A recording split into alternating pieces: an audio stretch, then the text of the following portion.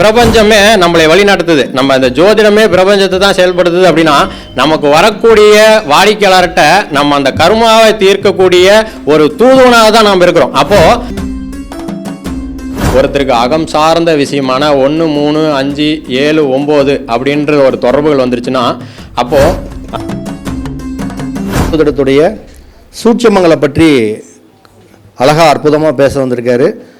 லோகநாதன் ஐயா அவர்களை வருக வருக நான் அன்போடு வரவேற்று உங்களுடைய பேசுமாறு அன்போடு கேட்டுக்கொள்கிறேன்.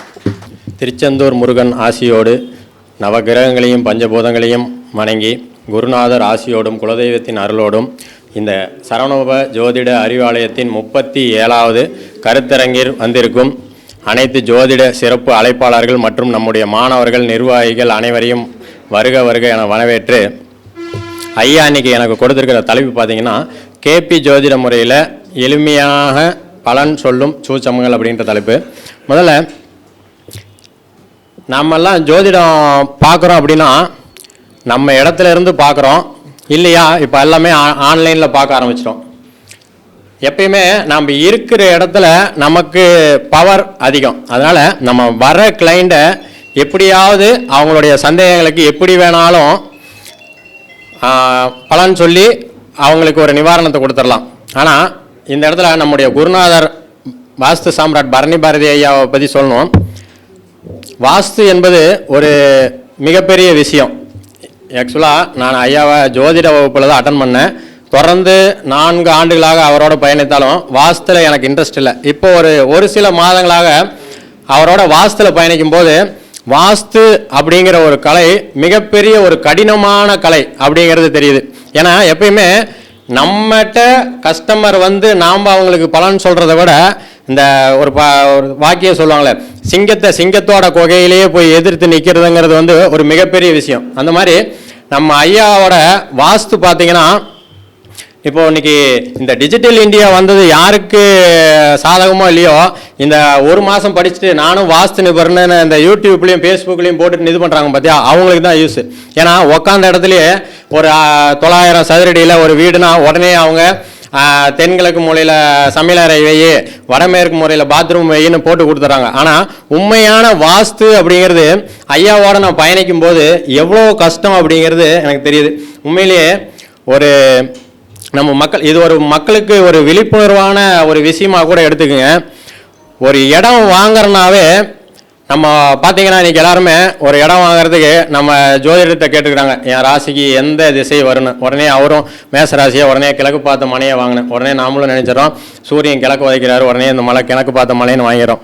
ஆனால் அதுக்கு ஒரு 10,000 ரூபா செலவு பண்ணிடுறாங்க. அப்புறம் ஊருக்குள்ளார விசிட்டிங் கார்டு அடிச்சுட்டு நம்மளும் வாஸ்து நிபுணர் அப்படின்னு உண்மையே சொல்கிறேன். நம்ம அறிவாலயத்திலேயே படித்த மாணவர்களுக்கு இது ஒரு வேண்டுகோள்.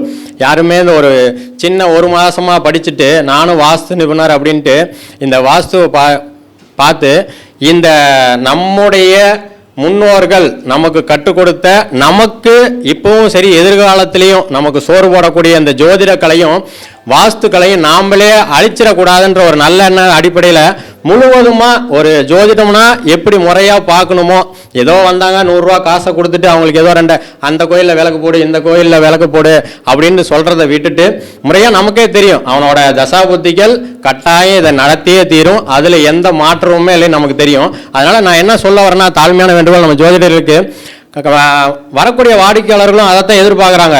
என்ன விஷயம்னு சொல்லிட்டா போதும், அதை அவங்க பேஸ் பண்ணக்கூடிய மனநிலையிலும் தயாராக இருக்கிறாங்க. அந்த முறையில் இன்னைக்கு ஒரு வாஸ்துன்னு போயிட்டாவே அந்த இடத்தோட தன்மையை முதல்ல பார்க்கணும். எல்லாரும் நம்ம கிழக்குன்னு பார்த்துட்டோன்னே அந்த ஐயா ஒரு 4 மணி நேரம் வாஸ்துக்காக அப்படியே அந்த செலவு நேரத்தை பார்த்துட்டு இப்போ கடந்து தெரியும்.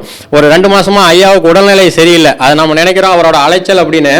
நமக்கு இந்த பிரபஞ்சமே நம்மளை வழி நடத்துது. நம்ம இந்த ஜோதிடமே பிரபஞ்சத்தை தான் செயல்படுத்துது அப்படின்னா, நமக்கு வரக்கூடிய வாடிக்கையாளர்கிட்ட நம்ம அந்த கர்மாவை தீர்க்கக்கூடிய ஒரு தூதுவனாக தான் நாம் இருக்கிறோம். அப்போ அந்த ஒரு வாடிக்கையாளர்களுக்கு நம்ம ஒரு கர்மாவை தீர்க்கும் போது அந்த கர்மா யாரை தாக்குதுன்னா நம்ம தாக்குது.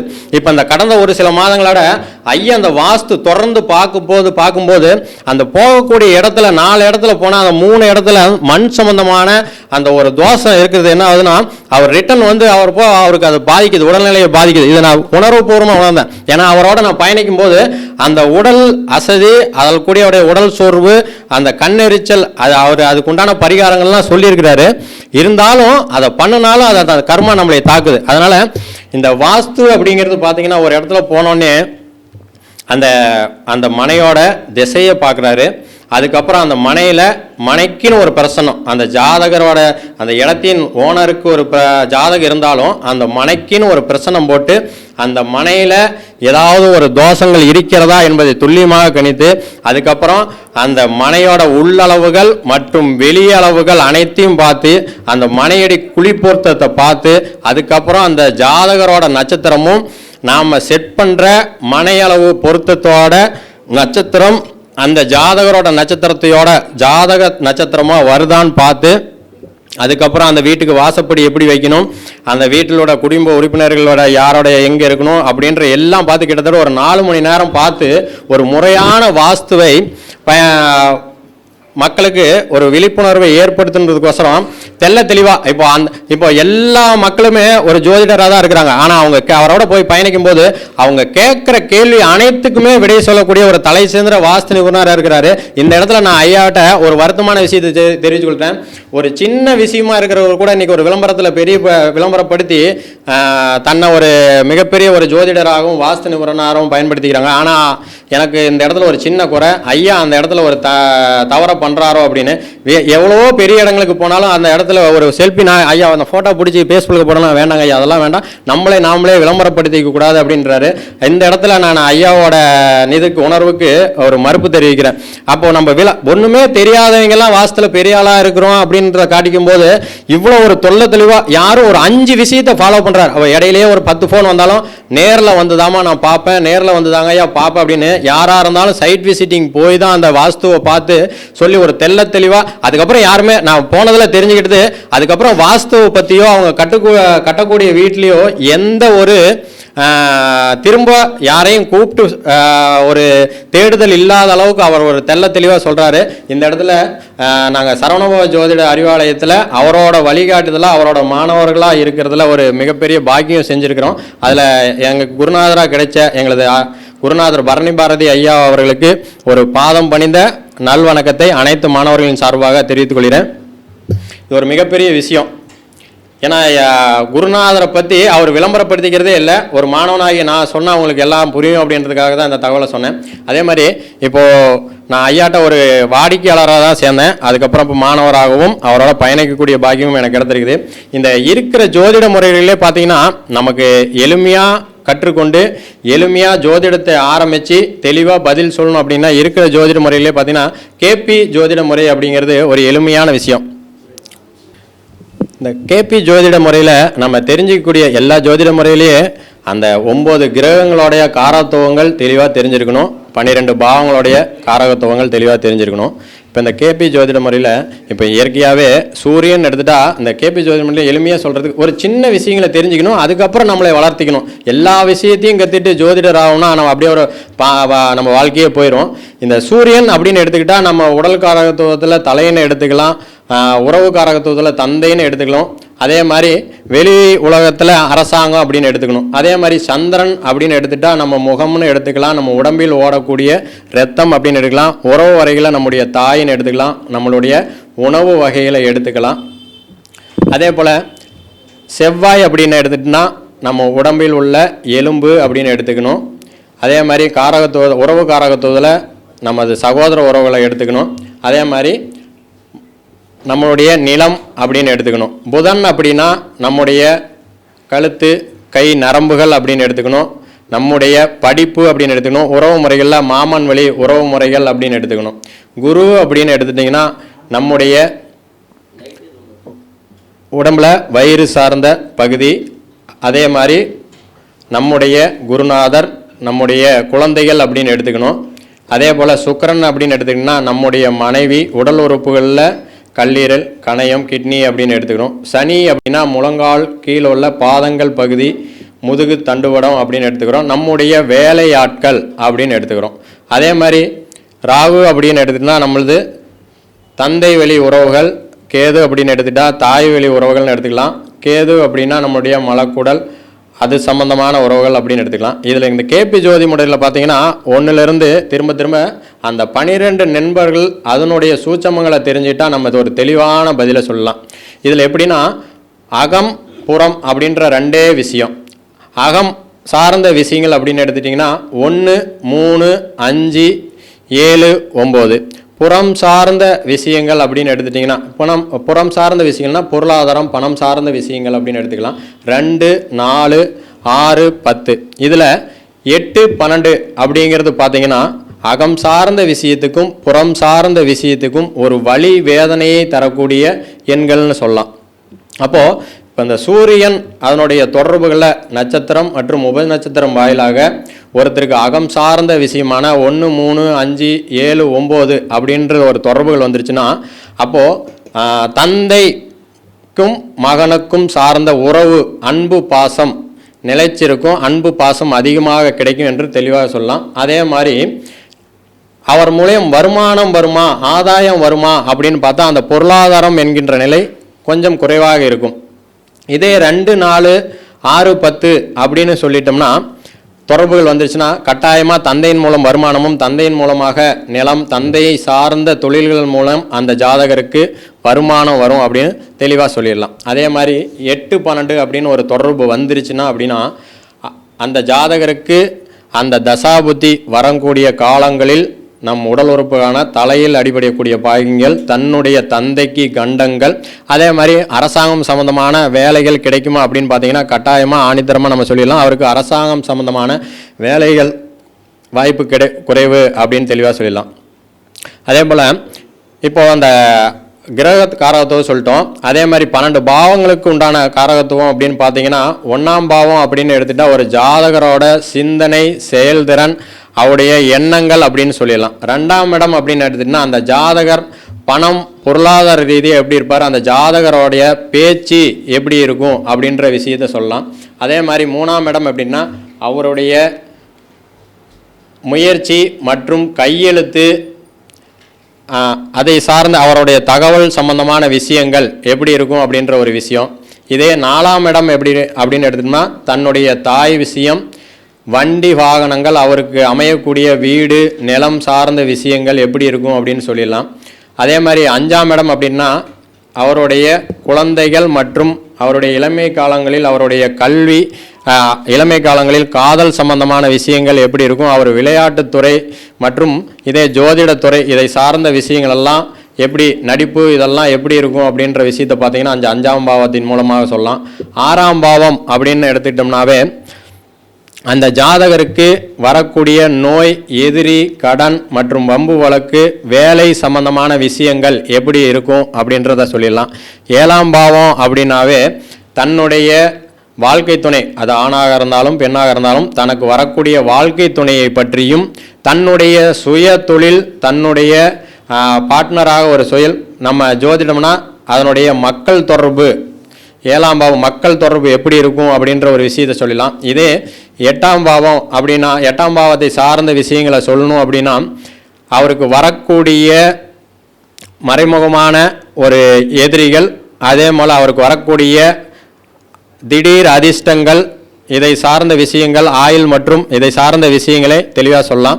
அதே போல் 9ஆம் இடம்னா தன்னுடைய தந்தையை பற்றியும், அவருடைய வெளிநாடு வாழ்க்கை எப்படி இருக்கும், தன்னுடைய உயர்கல்வி எப்படி இருக்கும் என்பதை பற்றியும், குலதெய்வத்தோட அனுகிரகம் எப்படி இருக்கும் என்பதை பற்றியும் 9ஆம் பாவத்தின் மூலம் சொல்லலாம். அதே 10ஆம் பாவம் என்பது அவருடைய பதவி உயர்வு, மதிப்பு, மரியாதை, ஊருக்குள்ள அவருக்கு இருக்கக்கூடிய மதிப்பு மரியாதைகள் எப்படி இருக்கும் என்பதை சொல்லக்கூடிய அமைப்பாக 10ஆம் பாவத்தை வச்சு சொல்லலாம். இதே 11ஆம் பாவம் என்பதை அந்த ஜாதகருடைய மூத்த சகோதர உறவுகள் மற்றும் அவருடைய ஆசைகள், அபிலாசைகள் எப்படி இருக்கும் என்பதை தெளிவாக சொல்ல முடியும். இதே 12ஆம் பாவம் அப்படிங்கிறத அவருக்கு ஒரு முதலீடாக ஒரு சொத்து வருமா, அதே மாதிரி தன்னுடைய அந்த திருமணத்திற்கு பிறகு அவருக்குரிய அயன சயன சுக போகங்களை அவரை முழுமையாக அணிவிப்பாரா அப்படின்ற ஒரு விஷயத்தையும் தெளிவாக இப்படி இந்த 12 பாவங்களுக்கு உண்டான பாவங்களை அந்த ஜாதகர்னுடைய விஷயங்களை எப்படி சொல்லலாம்னா அந்த ஜாதகர் 1ஆம் பாவத்தினுடைய தொடர்புகள் ஒற்றைப்பட பாவங்களாக 1, 3, 5, 7, 9 வந்துட்டுனா அவருடைய எண்ணங்கள் செயல்திறன்கள் எல்லாமும் தன்னை விட உடன் பிறந்தவர்களுக்காகவும் எளிதில் உணர்ச்சி வசப்படக்கூடியவராகும். அதாவது அவர் ஒரு சினிமா பார்த்தாராவே, ஒரு நாடகம் பார்த்தாவே, அங்கே ஒரு சோகமான நிகழ்வு நடந்தாவே தன் கண்ணில் ஆட்டோமேட்டிக்காக நீர் வலியக்கூடிய தன்மை உள்ளவராக இருக்குன்னு எளிமையாக சொல்லலாம். இதே 2, 4, 6, 10 அப்படின்னு வந்துட்டாவே அந்த ஜாதகர் தன்னுடைய பொருளாதாரம், இப்போ ஒருத்தர்கிட்ட எந்த முயற்சி செய்யனாலும் அவனால் நமக்கு என்ன ஆதாயம் அப்படின்ற ஒரு கண்ணோட்டத்திலேயே அவர் சிந்தனை பணம் சார்ந்தே அந்த இப்போ இவர்கிட்ட பேசுகிறனால நமக்கு என்ன ஆதாயம் அப்படின்ற ஒரு விஷயத்தை மட்டும்தான் அவர் பேசுவார். அதை சார்ந்த அவரோட பழக்கங்களும் இருக்கும். இதே 8, 12 அப்படின்னா அவருடைய சிந்தனை செயல்கள் அனைத்தும் ஒரு முரண்பட்டதான நடைமுறை வாழ்க்கைக்கு அப்பாற்பட்டு எதிர்மறை சிந்தனைகள். அதாவது இந்த எதை பார்த்தாலும் நம்ம நேராக போகலான்னா அவன் இப்படி போகாத அங்கே போ அப்படின்னு ஒரு மறைமுகமாக இவனை வெட்டிட்டு தான்டா நம்ம இந்த செயலை செயல்படுத்த முடியும் அப்படின்னு சொல்கிறான் பார்த்தீங்களா. இவன்லாம் அந்த 8, 12 தொடர்பு உள்ளவனாக தான் இருக்க முடியும். அதே போல் இந்த 2ஆம் இடமான பேச்சு அப்படின்னு பார்த்தீங்கன்னா ஒற்றைப்பட பாவங்களான 1, 3, 5, 7, 9 இந்த மாதிரி வந்துருச்சுன்னா அவருடைய பேச்சின் மூலம் வருமானம் அவருக்கு வாய்ப்பே இல்லை அப்படின்ற மாதிரி சொல்லிடலாம். இதே 2, 4, 6, 10னா அந்த ஜாதகர் ஈஸியாக சொல்லலாம். 12 பாவங்களிலுமே ஒருத்தர் ஒரு மனிதன் சம்பாதிக்க முடியும். நம்ம எல்லாரும் இன்னைக்கு ஜோதிடம் பார்க்குறாங்க அப்படின்னு எல்லாரும் ஜோதிடர் ஆக முடியாது. எல்லாரும் இன்னைக்கு ஷேர் மார்க்கெட்டில் ஜெயிக்கிறாங்க. நாமளும் அந்த ஷேர் மார்க்கெட்டில் ஜெயிக்க முடியும்னா ஜெயிக்க முடியாது. நம்ம ஒரு மனிதனுடைய ஜாதகத்தில் இந்த கேபி ஜோதிட முறையில் இந்த 12 பாவத்தில் அந்த எந்த பாவம் அந்த 8, 12 தொடர்பு கொள்ளாமல் 2, 4, 6, 10ன்ற பொருளாதாரம் புறம் சார்ந்த தொடர்புகள் வந்து ஈஸியாக சொன்னீங்கன்னா கட்டாயம் அதை சார்ந்த ஒரு விஷயத்தை அவர் பண்ணுறப்ப கட்டாயம் வாழ்க்கையில் ஜெயிக்க முடியும். இப்போ என்னை எடுத்துக்கிட்டிங்கன்னா நான் பார்க்காத தொழிலே இல்லைன்னு எடுக்கலாம். கிட்டத்தட்ட ஒரு 3 கோடி ரூபா சொத்து பார்க்காத ஜாதகரே இல்லைன்னு அர்த்தலாம். எப்பயுமே விதி வலியது. இந்த இடத்துல கேபி ஜோதிட முறையில் எல்லாரும் பரிகாரம் இல்லைன்றாங்க. என்றைக்குமே நம்ம குருநாதர் சொன்ன மாதிரி விதி வலியது. விதி வலியது. நமக்கு வரக்கூடிய கஷ்டங்களை வேணா நம்மளுடைய பரிகாரத்தின் மூலமாக தீர்த்து கொள்ளலாமா ஒழிஞ்சு விதியை வெல்லாத யார முடியாது. அதே மாதிரி எல்லாரும் அம்பானி ஆகணும்னா நம்ம எல்லாருமே பரிகாரம் செஞ்சு எல்லாருமே அம்பானி ஆயிடலாம். எல்லாருமே நம்ம குருநாதர் மாதிரி வாஸ்து சாம்ராட்டாக மாறிடலாம். நமக்கு என்னவோ அதுதான் நடக்கும். அந்த முறையில் பார்த்தீங்கன்னா இப்போ எனக்கு 5ஆம் பாவம் எனக்கு பொருளாதாரம் சார்ந்த விஷயமா இருக்குதுன்னு நம்ம குருநாதரை பார்த்த தான் இந்த ஜோதிடத்துறைக்கே வர முடியுது. அந்த மாதிரி நம்ம 12 பாவத்திலையும் எல்லா பாவத்திலையும் நம்ம சம்பாதிக்கணும்னா கட்டாயமாக எல்லாரும் 12 பாவத்திலையும் நமக்கு எந்த பாவம் வருதோ அந்த பாவத்தை தேர்ந்தெடுத்து ஜெயிச்சா கட்டாயம் மனிதன் எப்படி ஜெயிக்கணும்னா இப்படி தான் ஜெயிக்க முடியும். அந்த 12 பாவத்தில் நமக்கு எது செட் ஆகுதுன்னு முறையாக பார்த்து ஜெயிச்சுக்கலாம். அந்த முறையில் இப்போ 3ஆவது பாவத்தில் ஒருத்தருக்கு புறம் சார்ந்து 2, 4, 6, 10 துறைன்னா அவங்க என்ன பண்ணலாம்னா எழுத்து சார்ந்த துறை, இந்த கையெழுத்து, பத்திரப்பதிவு துறை, இதை சார்ந்த தொழில்களில் ஈடுபட்டாங்கன்னா கட்டாயமாக அப்போது 3ஆம் இடங்கிறது ஓடிக்கொண்டே இருப்பது. அப்போ அவங்க டிரைவர் சார்ந்த தொழிலை செய்தாங்கன்னா கட்டாயமாக ஜெயிச்சிடலாம் அப்படின்ற ஒரு அர்த்தம். இதே 4ஆம் இடம் 2, 4, 6, 10 வருது அப்படின்னா அவங்களுக்கு வீட்டின் மூலம் வருமானம், வண்டி வாகனங்கள் மூலம் வருமானம் வரும் அப்படின்னு சொல்லிடலாம்.